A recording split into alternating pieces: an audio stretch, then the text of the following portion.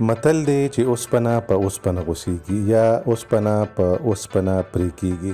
د دې په شانتې یو بل متل هم شته دی چې زور په زور ماتیږي. نو د دې د خپلو ټکو نه ښکاره خبره ده چې زور په زور ماتیږي یا اوسپنه په اوسپنه غوسیږي. یعنی کم ځای کې چې زور راشي نو هغلته کې زاري بیا کار نه کوي. کم ځای کې چې زور راشي د هغې زور په شا کو بیا زورورتیا شامل شي او د هغې په زور په شا باندې کو بیا صافي شامل شي نو بیا خو هغلته کې بیخي د زارۍ خبره خلاصه شي. د دغې بلا نه به بیا په زور خلاصیږي او هر څوک په خپل زور باندې پړه دي. انصافۍ ته ظلم ته ودرېدل په خپله باندې زور دی او دا ضروري خبره نه ده چې یو خواته څومره زور وي نو په بني ادم کې دی هم هغه عمره زور وي. خو د زور خلاف اواز اوچتول، د زور خلاف لاس اوچتول، د زور خلاف ودرېدل، غږ کول، خبره کول، خلک ملګري کول یا هغه ښکاره کول، څرګندول، دا ټول د زور خلاف خبرې دي. او زور که د غني خان خبره که زور که هسې زور شي نو